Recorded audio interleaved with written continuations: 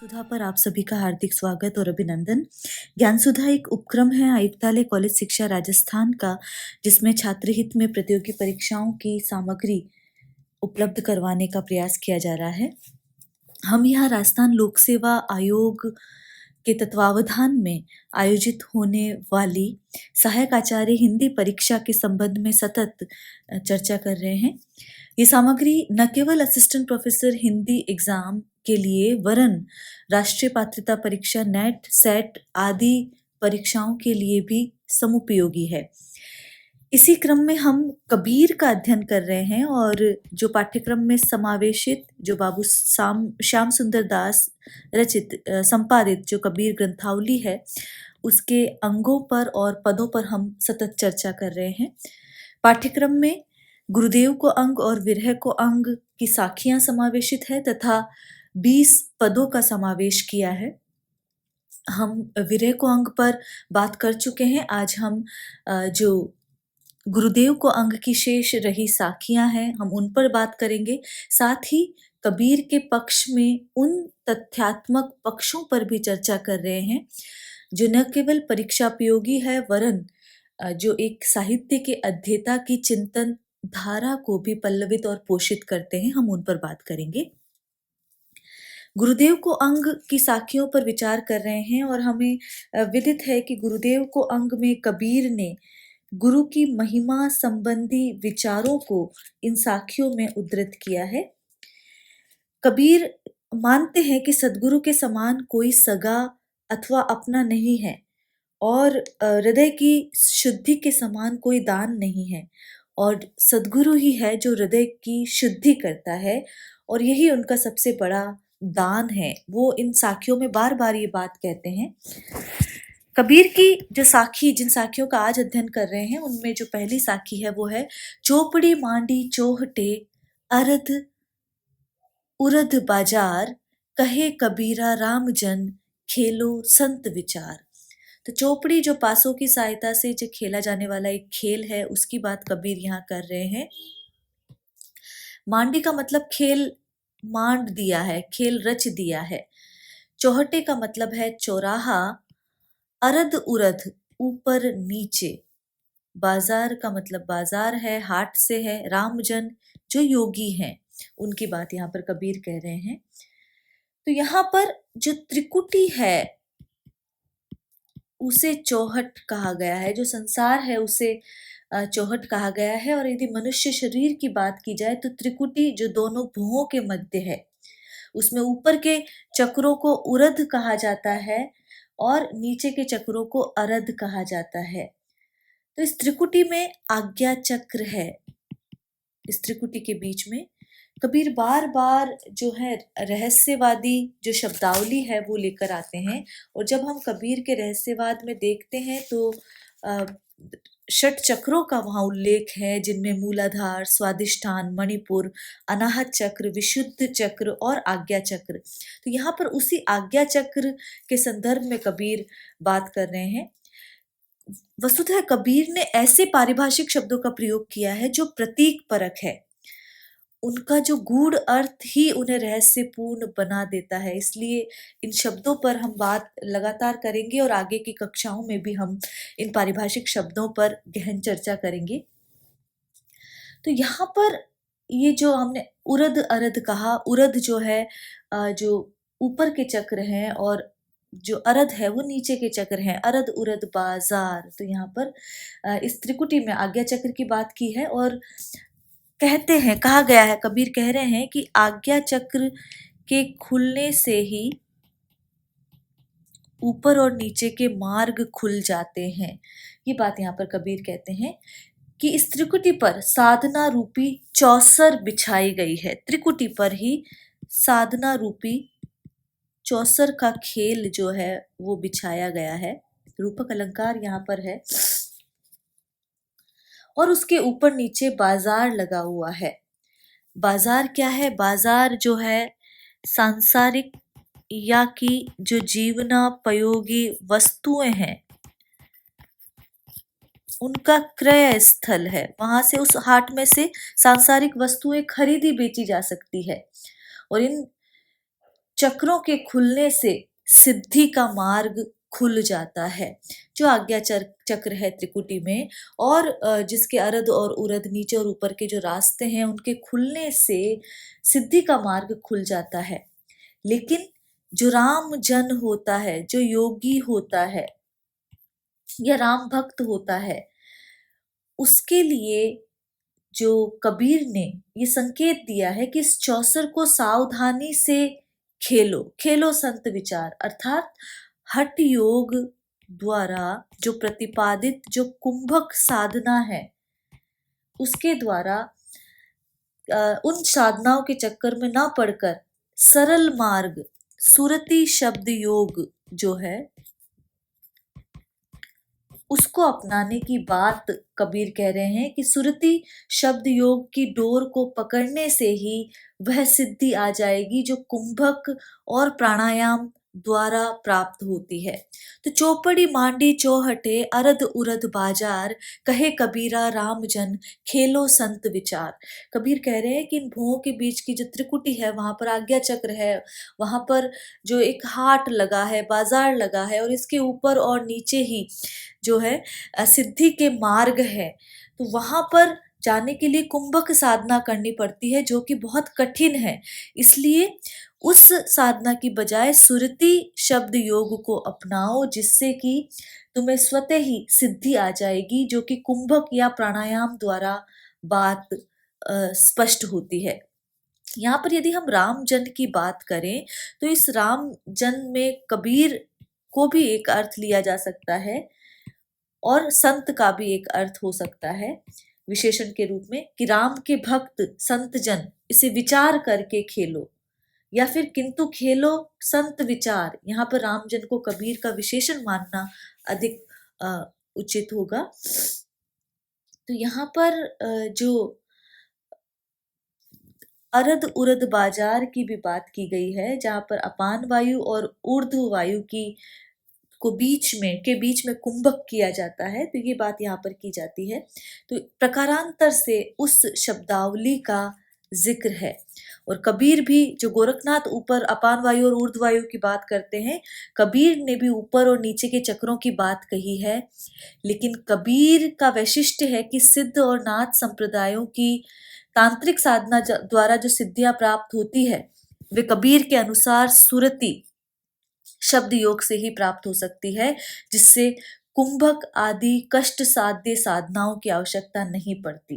तो यहाँ पर मूल यह है कि त्रिकुटी को चौहट कहा गया है, और वहां पर कबीर ये कहते हैं कि त्रिकुटी दोनों भुवों के मध्य है, उसके ऊपर के चक्र उरध है, नीचे के चक्र अरध है, और इस त्रिकुटी में आज्ञा चक्र है, और आज्ञा चक्र के खुलने पर ही ऊपर और नीचे के मार्ग खुल जाते हैं। तो कबीर कहते हैं कि इस त्रिकुटी पर साधना रूपी चौसर मंडी है, बिछाई गई है, और इसके ऊपर नीचे बाजार जो है वो खुला हुआ है। अरध जो है ऊपर और नीचे जो है वहां पर बाजार खुला हुआ है। तो यहाँ पर अरध का मतलब नीचे है और उरद का मतलब ऊपर है। ये भी ध्यातव्य है कि उसके नीचे और ऊपर जो है बाजार खुला हुआ है। लेकिन ये बाजार कैसा है? यहाँ बाजार सिद्धियों का ये जो मार्ग है उस मार्ग को कहा गया है, जो कि हठ योग में कुंभक के द्वारा अपान वायु और ऊर्ध्व वायु को साध कर प्राप्त किया जाता है। कबीर उसे देख विचार कर खेलने की बात योगियों से कर रहे हैं या स्वयं कर रहे हैं, जिसे सुरति शब्द योग से सहज ही प्राप्त किया जा सकता है, जिसके लिए कुंभक आदि कष्ट साध्य साधनाओं की आवश्यकता नहीं पड़ती। तो ये एक बात यहाँ पर कबीर कह रहे हैं। अगली जो साखी है उसमें कबीर कह रहे हैं पासा पकड़िया प्रेम का। जो पूर्व की साखी के कला पक्ष पर बात रह गई है, तो उसमें जब हम देखते हैं तो यहाँ पर रूपक अलंकार है,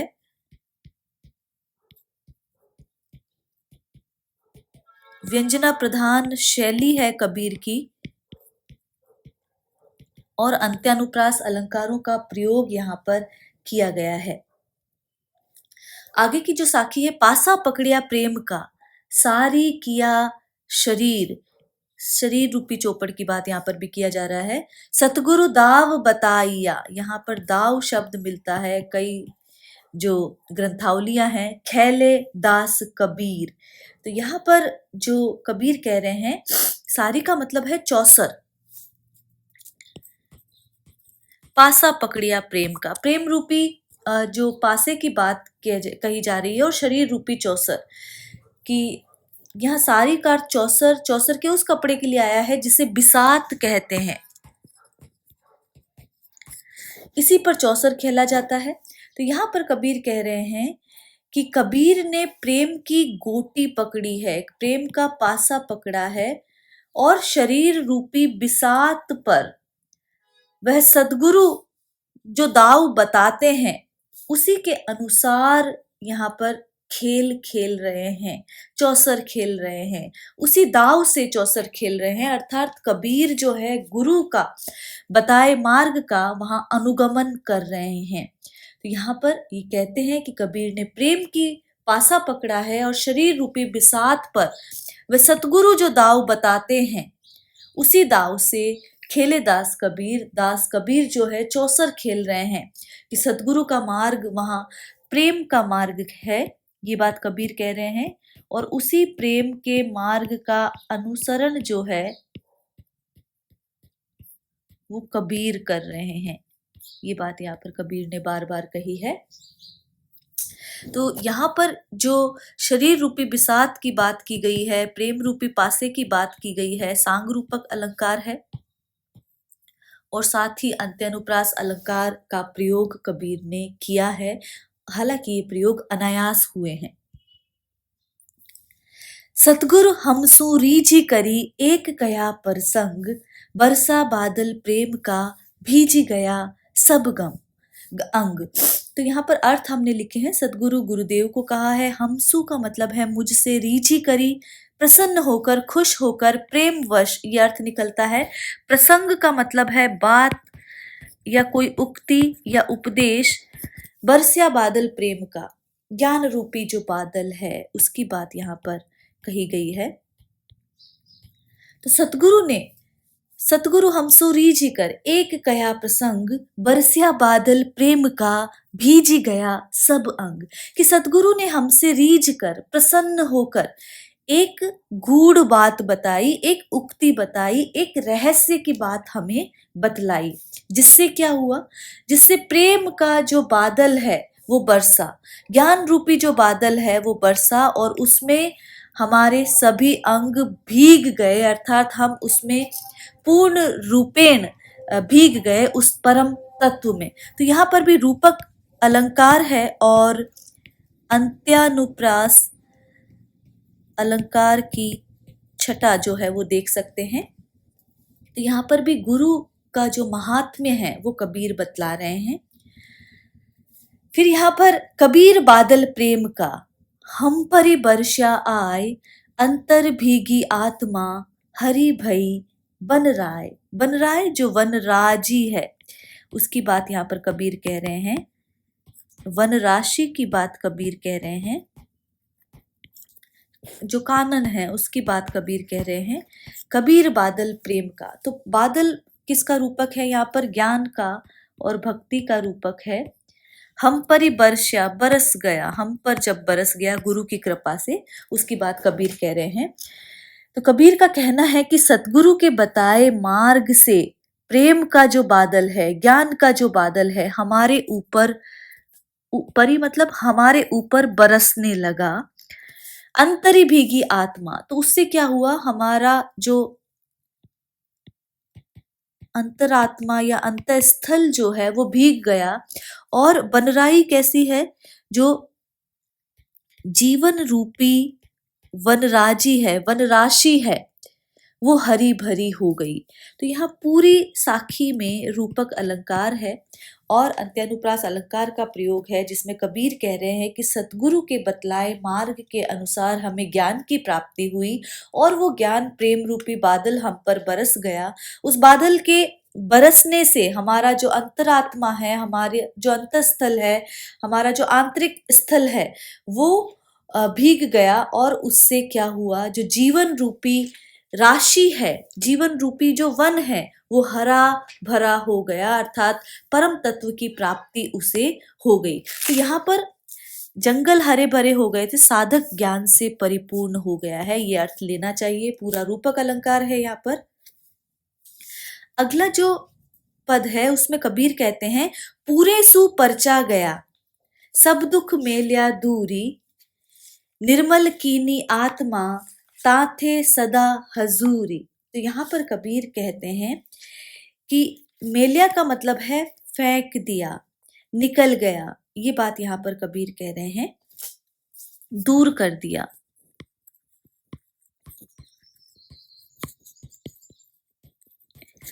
तो कबीर ने कहा है, या पर्चा का मतलब परिचय है, ये अनेक पदों में आया है। जब गुरु से उससे ईश्वर से जब साक्षात्कार हुआ कि गुरु कृपा से, पूरे से, पूरा मतलब पूर्ण से, गुरु कृपा से क्या हुआ कि मैंने पूरे से परचा भया, पूर्ण रूप से परिचय प्राप्त कर लिया। पूर्ण रूप कौन है?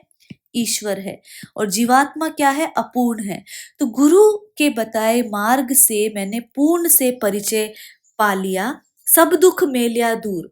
और उस परिचय ने मेरे सांसारिक जीवन के सारे जो दुख है वो दूर कर दिए, अर्थात सब दुख ताड़ कर दूर फेंक दिए, या फिर मेरे सारे कष्ट उस परिचय से जाते रहे। निर्मल कीनी आत्मा, ताथे सदा हजूरी। तो मेरी जो आत्मा है वो भी उस परिचय से क्या हो गई? निर्मल हो गई।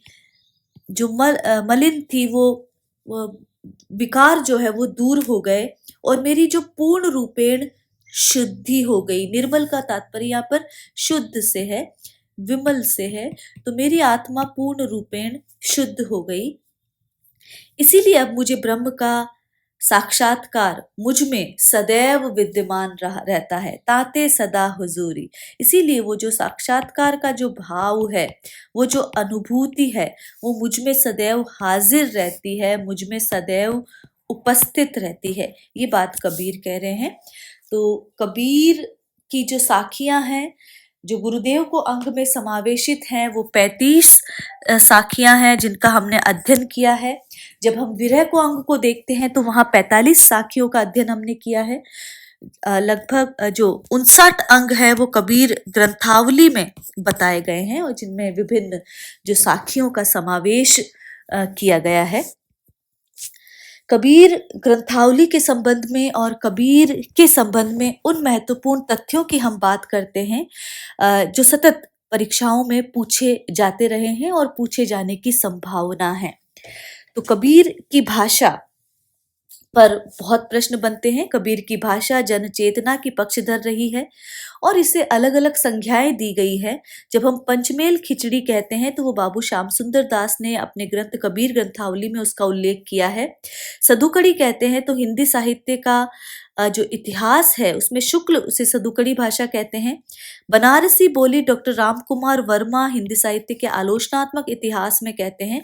तो इन सभी संख्याओं से कबीर की भाषा को पुकारा गया है। ये संख्याएं कबीर की भाषाओं को उनके उन विशेषण के रूप में नहीं दी गई है। ये एक यहाँ पर विचारणीय तथ्य है कि ये संज्ञा देकर या उसकी उपेक्षा करना या हीन भावना से जोड़ना भाषा सामर्थ्य के निष्कर्षों की अवहेलना करना है। वास्तव में कबीर के यहाँ जो भाषा की शक्ति है उसी को उसी की कमजोरी बताया गया है। ये विजेंद्र स्नातक कह रहे हैं कि कबीर की भाषा को पंचमेल खिचड़ी या कि सधुकड़ी या बनारसी बोली कहकर अक्सर आलोचकों ने उसे कमजोर बताया है, जो कि उसकी भाषा के सामर्थ्य का अवहेलना करना है। ये विजेंद्र स्नातक कबीर वचनामृत में लिखते हैं। बाबू श्याम सुंदर दास ने कबीर ग्रंथावली में लिखा है कि कबीर की भाषा का निर्णय करना टेढ़ी खीर है, क्योंकि वह खिचड़ी है, इसीलिए पंचमेल खिचड़ी कहा है। कबीर पढ़े लिखे नहीं थे, इसी से वे बाहरी प्रभावों के बहुत अधिक शिकार हुए। भाषा और व्यवहार में जो स्थिरता है वो उनमें नहीं मिलती। उनकी भाषा में खरापन है और साहित्यिक कोमलता या प्रसाद का सर्वथा अभाव है। कहीं कहीं उनकी भाषा बिल्कुल गंवारू लगती है। तो जो विजेंद्र स्नातक कह रहे हैं कि कबीर की भाषा को कमतर आंका गया है, इस तरह कहकर, तो ये बात यहाँ पर भी दिखाई देती है। कबीर की भाषा के संदर्भ में जो बात कही गई है उसमें ये कहा गया है कि वह जायसी और सूर आदि की भाषा के समान मात्र जनपक्षीय भाषा नहीं है। कबीर की भाषा में यहाँ ब्रज पढ़े, ब्रज, अवधी, भोजपुरी, बुंदेली, राजस्थानी, खड़ी बोली, बिहारी, पंजाबी, गुजराती, मराठी, सिंधी, बंगाली और अरबी फारसी के भी अनेक तत्व रूप मिलते हैं। अतः कबीर की भाषा को पूर्वी, इसमें कबीर बीजक की भाषा में विचारदास शास्त्री ने पूर्वी कहा है। बनारसी बोली जो है वो हिंदी अनुशीलन में उदयनारायण तिवारी कहते हैं। अवधी डॉक्टर बाबूराम सक्सेना, ब्रजभाषा डॉक्टर सुनीति कुमार चटर्जी, पंजाबी प्रधान डॉक्टर रामकुमार वर्मा और राजस्थानी सूर्यकरण पारीक जो है वो ये कहकर पुकारते हैं। तो इन एक अर्थों में सीमित करना कबीर भाषा की सार्वदेशिकता को नकारना है। तो ये तथ्य ध्यान रखें कि पूर्वी किसने कहा है, बनारसी बोली उदयनारायण तिवारी ने कहा है, अवधी बाबूराम सक्सेना ने कहा है, ब्रजभाषा सुनीति कुमार चटर्जी ने, और पंजाबी प्रधान डॉक्टर रामकुमार वर्मा, तो वही राजस्थानी प्रधान सूर्यकरण पारीक ने कहा है। लेकिन केवल जब हम किसी एक कलेवर में कबीर की भाषा को बांधते हैं तो उनकी सार्वदेशिकता को नकार देते हैं। साखियों की बात हम कर रहे हैं तो कबीर वाणी में छंद की दृष्टि से यदि देखें तो साखियां सर्वाधिक है। कबीर ग्रंथावली जो कि पाठ्यक्रम में समावेशित है, जो कि बाबू श्याम सुंदर दास द्वारा संपादित है और काशी नागरी प्रचारणी सभा से प्रकाशित हुई है, उनमें 59 अंगों में 819 साखियां हैं। ये तथ्य ध्यातव्य है। यदि हम गुरु ग्रंथ साहब में देखते हैं तो 243 साखियां हैं जिन्हें वहां सलोक कहा गया है। तो ये तथ्य भी ध्यातव्य है कि गुरु ग्रंथ साहब जो है वहां सलोक कहा गया है और 243 साखियां हैं। इसी तरह यदि कबीर बीजक जिसके टीकाकार विचारदास शास्त्री है, उन्होंने 343 साखियां बताई हैं। साखी अथवा कबीर जो पद कवि रूपों के संबंध में कबीर का कहना है कि इनका उद्देश्य काव्य रचना कौशल नहीं है, इनको तो सांसारिक और आध्यात्मिक समस्याओं के समाधान के लिए साधन मात्र के रूप में अपनाया गया है, ये कबीर ने कहा है। वे कहते हैं, हरि जी यह विचारिया सासी कहो कबीर, भव सागर में जीव है जे कोई पकड़े तीर। तो यहाँ पर हरि प्रेरणा से, ईश्वर प्रेरणा से साखी लिखने की बात कबीर ने कही है कि भवसागर में जीव है, जिसे साखी को पकड़कर वो जीव पार उतर जाए, इसलिए कबीर साखी कहो। कबीर फिर कहते हैं कि तुम जिन जानो गीत है, यह निज ब्रह्म विचार, केवल कही समझाइया आत्म साधन सार। कि ये तुम जिन्हें गीत कह रहे हो, ये तो मेरे ब्रह्म रूपी विचार है जो मैंने अनुभव से प्राप्त किए हैं और जिसे मैंने कहकर केवल समझाने की कोशिश की है। ये मेरी ही साधना का सार तत्व है, मेरे ही जीवन के अनुभव है, मेरे ही जीवन का अनुभूति पक्ष है। ये बात कबीर यहाँ पर साखियों के संबंध में कह रहे हैं। कबीर बीजक में ये बात स्पष्ट कही गई है कि मसी कागद छुयो नहीं, कलम गही नहीं हाथ, चारियों युग को महात्म। चारों युग का जो महात्म्य है, मुख ही जनाई बात, वो मैंने मुख से ही कहकर स्पष्ट किया है। तो ये बात कबीर कहते हैं। साखी के संदर्भ में ये भी है कि साखी आखी ज्ञान की, समुझी देखी मन माही, बिन साखी संसार का झगड़ा छूटत नाही। कि तो साखी के बिना जो संसार का आवागमन का जो चक्र है उससे मुक्त नहीं हुआ जा सकता, ये बात कबीर कहते हैं। तो ये कबीर के संदर्भ में हमने जो विभिन्न जो साखियों की बात की, गुरुदेव को अंग को आज संपूर्ण किया और जो कबीर की भाषा विषयक और जो साखी विषयक जो महत्वपूर्ण तथ्य है उन पर हमने सतत चर्चा की। तो आज के लिए इतना ही। कबीर के पद और साथ ही पाठ्यक्रम के अन्य विषयों पर चर्चा करना हम सतत जारी रखेंगे। नमस्कार।